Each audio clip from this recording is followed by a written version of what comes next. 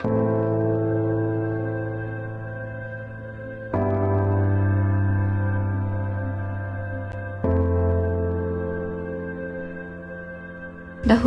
perbuatan membuli tradisional berlaku dalam bentuk fizikal sehingga mencederahkan mangsa.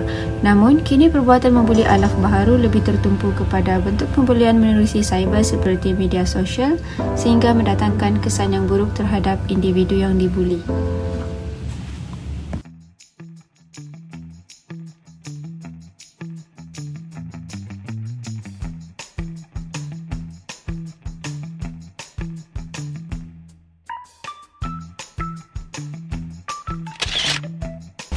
Perlu difahami bahawa tindakan buli cyber bukan sahaja melibatkan penggunaan perkataan kesat, makian, kecaman dan cemuhan terhadap mangsa, malah juga melibatkan tindakan-tindakan lain seperti sengaja mewujudkan dan menyebarkan fitnah berkaitan mangsa, menyamar dengan identiti palsu dalam media sosial semata-mata untuk menjatuhkan maruah mangsa dan menyebarkan perkara-perkara perversi seperti gambar dan video mangsa tanpa kebenaran dengan tujuan buruk seperti memalukan mangsa.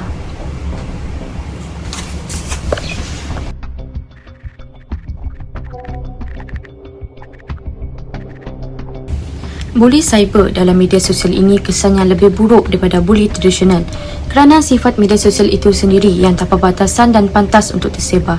Bayangkan, satu video berkenaan mangsa yang dibuli menerusi media sosial misalnya boleh dikecam oleh mana-mana individu dari mana-mana tempat dan pada bila-bila masa sahaja.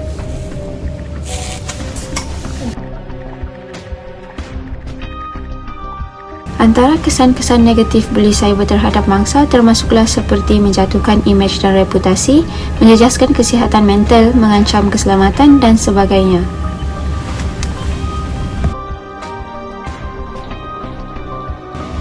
Kesan buli cyber menerusi media sosial yang berleluasa ini juga dikatakan mampu mempengaruhi tindakan drastik mangsa seperti tindakan mengasingkan diri dan lebih parah lagi tindakan bunuh diri akibat tekanan melampau dan rasa malu. Hal ini disebabkan oleh pembuatan buli yang dilakukan oleh pembuli cyber. Mangsa akan sentiasa akan teringat-ingat kejadian buli cyber tersebut dan menyebabkan mangsa tertekan dan merasa resah.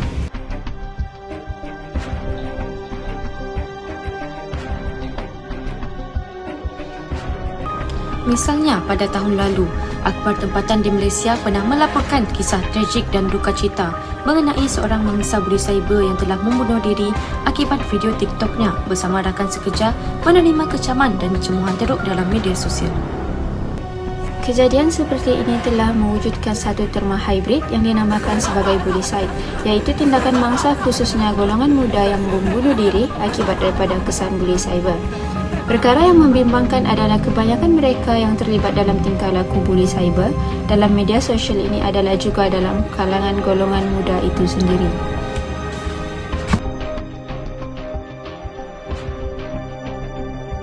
Harus diketahui, buli cyber ini sebenarnya adalah perkara yang amat serius dan bercanggah dengan prinsip asas hak asasi seorang manusia untuk hidup secara bebas dan bermaruah.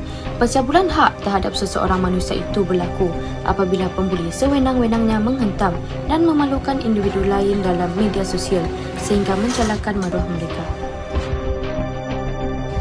Ironinya, mereka yang terlibat dalam aktiviti buli cyber dalam media sosial ini sama ada berkongsikan terus atau turut sama menghentam dalam ruangan komen ini sering menggunakan label bergurau atau suka-suka.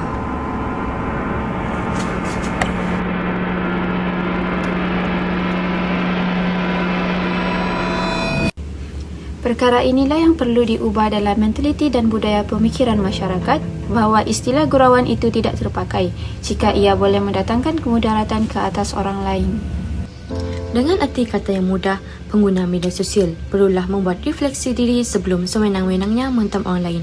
Bayangkan jika perkara yang sama berlaku pada diri sendiri, ahli keluarga atau sahabat terdekat kita. Justru jadilah pengguna media sosial dan teknologi yang bijak dan memanfaatkannya ke arah yang positif dan bersama-sama kita dalam membendung gejala buli cyber ini.